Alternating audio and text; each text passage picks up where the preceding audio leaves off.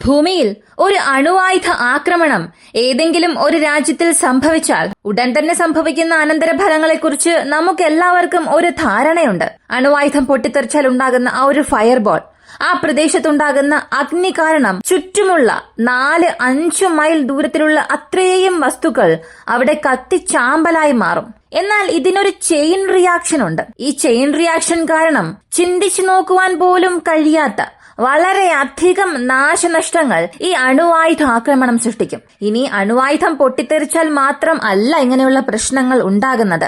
ആണവ നിലയങ്ങളിൽ എന്തെങ്കിലും പ്രശ്നമുണ്ടായാൽ, ഉദാഹരണത്തിന് റഷ്യയുടെ ചെർണോബൈൽ ന്യൂക്ലിയർ പവർ പ്ലാന്റിൽ ഉണ്ടായതുപോലുള്ള ഏതെങ്കിലും ഒരു പ്രശ്നം ഉണ്ടായാൽ അപ്പോഴും ഇതുപോലുള്ള പ്രശ്നങ്ങൾ തന്നെയാവും ഉണ്ടാവുക. ഇപ്പോ ഈ റഷ്യ ഉക്രൈൻ യുദ്ധത്തിലും എപ്പോൾ വേണമെങ്കിലും അണുവായുധം ഉക്രൈനിൽ ഉപയോഗിക്കാം എന്ന ഒരു വാദം പുറത്തുണ്ടെങ്കിലും അതിനുള്ള സാധ്യത വളരെ വളരെ കുറവാണ്. എങ്കിൽ പോലും ഇപ്പോ ഉക്രൈനും ഇസ്രായേലിന്റെ പ്രധാനപ്പെട്ട ഒരു കമ്പനിയും ചേർന്ന് ഒരു പുതിയ തരം സാങ്കേതിക വിദ്യ ഉക്രൈനുള്ളിൽ കൊണ്ടുവന്നിട്ടുണ്ട്. നാളെ ഒരുപക്ഷെ റഷ്യയുടെ അണുവായുധ ആക്രമണം സംഭവിച്ചാലും ഉക്രൈനിയൻ ജനങ്ങളെ രക്ഷിക്കാനായി ഇത് സഹായിക്കും എന്ന് അവർ ഒരു ഗ്യാരണ്ടിയും നൽകിയിട്ടുണ്ട്. ഈ സംഭവം എങ്ങനെ നടന്നു, ഇതിനുള്ള കാരണങ്ങൾ എന്തെല്ലാം, ഇവയെല്ലാം ഈ വീഡിയോയിലൂടെ വിശദമായി അറിയാം.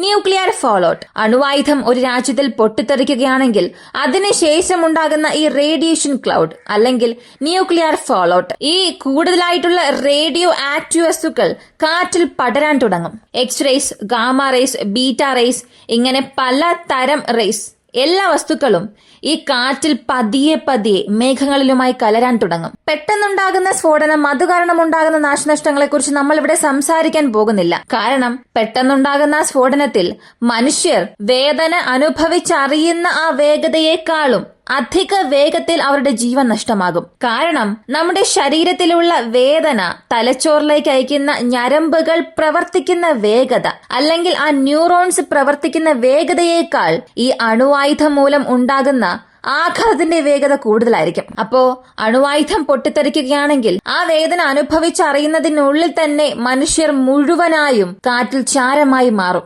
അത്രത്തോളം ഒരു വലിയ സ്വാധീനം അണുവായുധങ്ങളുടെ ഉടനടിയുള്ള ആഘാതം പുറത്തുവിടും. എന്നാൽ ഇതിന് ശേഷമുള്ള ഒരു ചെയിൻ റിയാക്ഷൻ അത് ഇതിനേക്കാളും വളരെയേറെ ഡെഡ്ലി ആയിരിക്കും. മനുഷ്യരെ പതിയെ പതിയെ കൊല്ലാൻ കഴിവുള്ളതാണ്. ഉദാഹരണത്തിന് അണുവായുധം പൊട്ടിത്തെറിക്കുമ്പോൾ അതിൽ നിന്നും പല ആക്റ്റീവ് റേഡിയേഷൻസ് പുറത്തുവരും. ഇങ്ങനെ വരുന്ന റേഡിയേഷൻ കാരണം മനുഷ്യനുണ്ടാകുന്ന പ്രധാനപ്പെട്ട പ്രശ്നങ്ങളിൽ ഒന്ന് ക്യാൻസർ ആണ്. കൂടാതെ ശരീരത്തിലുള്ള അസ്ഥികളെ എല്ലാം തകർക്കും. ഈ റേഡിയേഷൻസ് നമ്മുടെ ശരീരത്തിനുള്ളിലെ അസ്ഥികളിലേക്ക് തുളച്ചു കയറുകയും അസ്ഥി മജ്ജയെ തന്നെ ഉരുക്കി മനുഷ്യരെ പതിയെ പതിയെ തളർത്തിക്കൊണ്ടുവരും. ഇനി ഇതിന്റെ അടുത്ത ഘട്ടമായി സംഭവിക്കുന്നത് ഒരു 4-5 ആഴ്ച അല്ലെങ്കിൽ ഒരു 10 ആഴ്ചയ്ക്കുള്ളിൽ ആ ഒരു വ്യക്തി പല രോഗങ്ങൾക്ക് അടിമയാവുകയും മരിക്കുകയും ചെയ്യും. കാരണം ഈ അസ്ഥിമജ്ജ ഇതാണ് നമ്മുടെ ശരീരത്തിന് ആവശ്യമായ അടിസ്ഥാനപരമായ ഒരു കാര്യം. ചുവന്ന രക്താണുക്കൾ, വെള്ള രക്താണുക്കൾ, മറ്റുള്ളവയെല്ലാം തന്നെ ഇവയാണ് ഉൽപ്പാദിപ്പിക്കുന്നത്. സ്റ്റെം സെൽസും ഇവയാണ് ഉൽപ്പാദിപ്പിക്കുന്നത്. ഇതുപോലെ നമുക്ക് ആവശ്യമായ എല്ലാ സെല്ലുകളും, ശരീരത്തിന് ആവശ്യമായ എല്ലാ സെല്ലുകളും ഇവയാണ് ഉൽപ്പാദിപ്പിക്കുന്നത്. ചുരുക്കി പറഞ്ഞാൽ നമ്മുടെ ജീവൻ നിലനിർത്തുന്നത് തന്നെ ഇവയാണ്. ഇപ്പൊ ഉക്രൈനും ഇസ്രായേലിന്റെ ബയോടെക് കമ്പനി രണ്ടുപേരും ചേർന്ന് ഇപ്പൊ ചെയ്യാൻ പോകുന്നത് പ്രധാനപ്പെട്ട ഒരു പ്രോസസ്സാണ്. ഇതുവഴി സ്റ്റെം സെൽസിനെ ആർട്ടിഫിഷ്യലായി ബയോടെക് ലാബിൽ കൾട്ടിവേറ്റ് ചെയ്യും. അങ്ങനെ കൾട്ടിവേറ്റ് ചെയ്യുന്ന സ്റ്റെം സെൽസിനെ ഒരു വയൽ വഴി ഹ്യൂമൻ ബോഡിക്കുള്ളിലേക്ക് അയക്കും. ഇങ്ങനെ അത് ആർട്ടിഫിഷ്യലായി ക്രിയേറ്റ് ചെയ്യുന്നതിലൂടെ ഇങ്ങനെ ഒരു അസ്ഥിമജ്ജ സംഭവിച്ചാൽ പോലും ആ മനുഷ്യന്റെ ജീവൻ രക്ഷിക്കാൻ കഴിയുമെന്നാണ് അവരുടെ പുതിയ കണ്ടുപിടുത്തമായി പുറത്തുവിട്ടിരിക്കുന്നത്. സത്യം പറഞ്ഞാൽ ഇതൊരു പുതിയ പഠനം അല്ല. ഇതിനു മുൻപ് തന്നെ ഇത് പ്രാക്ടിക്കലായി ചെയ്ത് കാണിച്ചിട്ടുമുണ്ട്. 11,000 ടെസ്റ്റിലധികം നടത്തി കൃത്രിമമായി ഇതൊക്കെ ചെയ്യാൻ കഴിയും എന്ന് തെളിയിക്കുകയും ചെയ്തു. അമേരിക്കയുടെ 4.5 മില്യൺ കോൺട്രാക്ട് തന്നെ ഇത് ചെയ്തു. ഇനി നമ്മൾ അറിയാൻ പോകുന്നത് ഇന്നത്തെ സാഹചര്യവുമായി ഇതെങ്ങനെ മാച്ച് ആകും. നാളെ റഷ്യ ഉക്രൈൻ യുദ്ധത്തിൽ ഒരു അണുവായുധം പൊട്ടിത്തെറിച്ചാൽ ഇതവിടെ എങ്ങനെ പ്രാക്ടിക്കലായി പ്രയോജനപ്പെടും എന്നാണ്. പ്രായോഗികമായി പറയണമെങ്കിൽ 100% നമുക്കൊണ്ട് പറയാൻ സാധിക്കും. റഷ്യ ഉക്രൈൻ യുദ്ധത്തിൽ അണുവായുധം ഉപയോഗിക്കാനുള്ള ആവശ്യം തീർച്ചയായും ഇല്ല. മാത്രവുമല്ല റഷ്യ ഇവിടെ അണുവായുധം ഉപയോഗിക്കാനുള്ള ഒരു ചാൻസ് ഇല്ല. കാരണം ഇപ്പോ റഷ്യക്ക് അറിയാം അണുവായുധം ഉപയോഗിക്കുകയാണെങ്കിൽ രണ്ടാം ലോക മഹായുദ്ധത്തിന് ശേഷം ഒരു വലിയ നാശം ഇത് കാരണം ഉണ്ടാകുമെന്ന്. അപ്പോൾ റഷ്യ തീരുമാനിച്ചിട്ടുണ്ട് അണുവായുധം ഉപയോഗിക്കാൻ പാടില്ല എന്ന്. മിക്ക തീരുമാനവും അങ്ങനെ തന്നെയായിരിക്കും. എന്തിനാണ് ഇനി നാറ്റോ യുദ്ധം വലുതാക്കി റഷ്യക്ക് എതിരെയുള്ള അല്ലെങ്കിൽ അവരുടെ എക്സിസ്റ്റൻസ് ത്രെഡ് കൊണ്ടുവരുന്നത് വരെയും തീർച്ചയായും റഷ്യ അണുവായുധം തൊടില്ല. എന്നാൽ അണുവായുധം കാരണം ഉണ്ടാകുന്ന പ്രശ്നങ്ങൾ എന്നത് അവ പൊട്ടിത്തെറിച്ചാൽ മാത്രമല്ല ഉണ്ടാകുന്നത്. ന്യൂക്ലിയർ പവർ പ്ലാന്റ്സ് ഉക്രൈനിൽ ഒരുപാടുണ്ട്. പ്രധാനമായും സാബ്രോസിഷ്യ ന്യൂക്ലിയർ പവർ പ്ലാന്റ്. യൂറോപ്പിൽ തന്നെ ഏറ്റവും വലിയ ന്യൂക്ലിയർ പവർ പ്ലാന്റ് ഇതാണ്. 2022 റഷ്യ ഇത് അവരുടെ നിയന്ത്രണത്തിലേക്ക് കൊണ്ടുവന്നതിന് ശേഷം 4 പ്രധാനപ്പെട്ട സംഭവങ്ങൾ അവിടെ നടന്നു. ഓരോ തവണയും ഷെല്ലിംഗ് അവിടെ സംഭവിക്കുമ്പോൾ അല്ലെങ്കിൽ ഒരു ഡ്രോൺ അവിടെ അറ്റാക്ക് നടത്തുമ്പോൾ ഉക്രൈൻ ചെയ്തുവെന്ന് റഷ്യ പറയും, റഷ്യ ചെയ്തുവെന്ന് ഉക്രൈൻ പറയും. ഇങ്ങനെ മാറി മാറി അതവിടെ സംഭവിക്കുന്നുണ്ട്. ഇതിന്റെ ഒരു വലിയ എസ്കലേഷൻ 4-5 മാസത്തിന് മുൻപാണ് സംഭവിച്ചത്. ചെർണോബിൽ പവർ പ്ലാന്റിനെ സീൽ ചെയ്തു വച്ചിരുന്നു. അതിന്റെ മേൽക്കൂരയിൽ റഷ്യയുടെ ഒരു ഡ്രോൺ ആക്രമിച്ചുവെന്ന് ഉക്രൈൻ ഒരു വലിയ അവകാശവാദം നടത്തി. അതിന്റെ ഒരു വീഡിയോ എവിഡൻസും നൽകിയിരുന്നു. ഇതിനുശേഷം അതൊരു സീരീസ് പോലെ തന്നെ സംഭവിച്ചുകൊണ്ടേയിരുന്നു.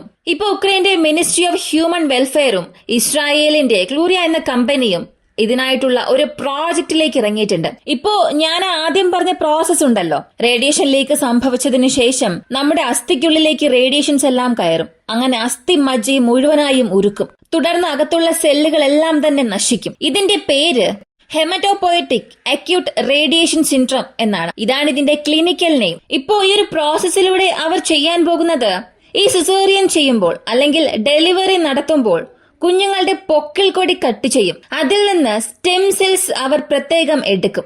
ഇതൊരു പക്ഷെ ഒരുപാട് പേര് കേട്ടിട്ടുണ്ടാകും. നമ്മുടെ സ്ഥലങ്ങളിലും ഇതൊക്കെ സംഭവിക്കുന്നുണ്ട്.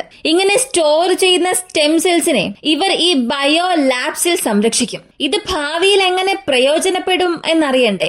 ഭാവിയിൽ ഒരുപക്ഷെ ആ കുഞ്ഞിന് എന്തെങ്കിലും സംഭവിച്ചാൽ, അല്ലെങ്കിൽ ഭാവിയിൽ അമ്മയ്ക്കോ ആ കുഞ്ഞിനോ എന്തെങ്കിലും ഒരു മാരകമായ പ്രശ്നം ഉണ്ടായാൽ ഇതിലുള്ള ഈ സ്റ്റെം സെൽസ് എടുത്ത് അതിനെ കൾട്ടിവേറ്റ് ചെയ്ത് ആ കുഞ്ഞിന്റെ പ്രശ്നങ്ങൾ പരിഹരിക്കാൻ കഴിയും എന്നതാണ് പ്രോജക്റ്റ്. ഈ ഒരു പ്രോജക്റ്റാണ് നമ്മുടെ നാട്ടിലൊക്കെ പോകുന്നത്.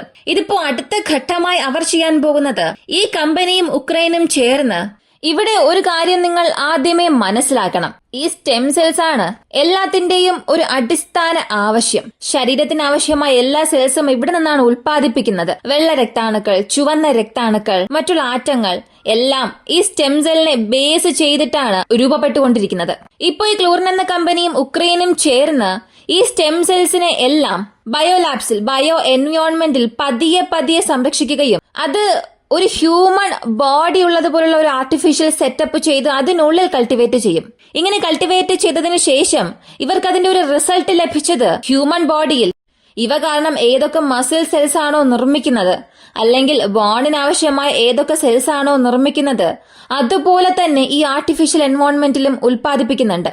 ഇത് ഇവർ ഒരു വയൽസിൽ സ്റ്റോർ ചെയ്യും. പല പ്രശ്നങ്ങൾ കാരണം ബാധിക്കപ്പെടുന്ന വ്യക്തികൾക്ക് വേണ്ടി ഇവർ സ്റ്റോർ ചെയ്യുന്ന വയലിന്റെ പേര് PLX-R18 ആണ്. ഒരു 12,000 ഡോസേജ് വരെയും ഇതിപ്പോ ഈ ഒരു കമ്പനിയുടെ പക്കൽ ഓർഡർ കൊടുത്തിട്ടുണ്ട്. ഇത് വെച്ച് എത്രത്തോളം സിവിയർ കണ്ടീഷനിലാണെങ്കിലും 6,000 പേര് ഞങ്ങളെ കൊണ്ട് രക്ഷിക്കാൻ കഴിയുമെന്ന് ഉക്രൈൻ പറയുന്നു. അപ്പോ മനുഷ്യ ശരീരത്തിൽ സംഭവിക്കുന്ന ഈ പ്രവർത്തനങ്ങളെല്ലാം ആർട്ടിഫിഷ്യലായി ബയോലാബിലേക്ക് വയ്ക്കുകയും അതിനെ കൾട്ടിവേറ്റ് ചെയ്ത് അത് വീണ്ടും മനുഷ്യ ശരീരത്തിനുള്ളിലേക്ക് കയറ്റും. സാധാരണ നടക്കുന്ന ഈ പ്രോസസ്സുകളെല്ലാം തന്നെ ആർട്ടിഫിഷ്യലായി ചെയ്ത് ജനങ്ങളുടെ ജീവൻ രക്ഷിക്കുക എന്നുള്ളതാണ് ഈ പ്രോജക്റ്റിന്റെ പ്രധാനപ്പെട്ട ഉദ്ദേശം. സത്യത്തിൽ ഇതിന് സൈഡ് എഫക്ട്സ് ഒന്നും ഇല്ലേ, അല്ലെങ്കിൽ ഇതിന് മറ്റെന്തെങ്കിലും പ്രശ്നം ഉണ്ടോ എന്ന് ചോദിച്ചാൽ ഇന്നുവരെയും ഇൻഡയറക്റ്റായി സൈഡ് എഫക്ട്സ് എന്തെങ്കിലും ഉണ്ടോ എന്നറിയില്ല.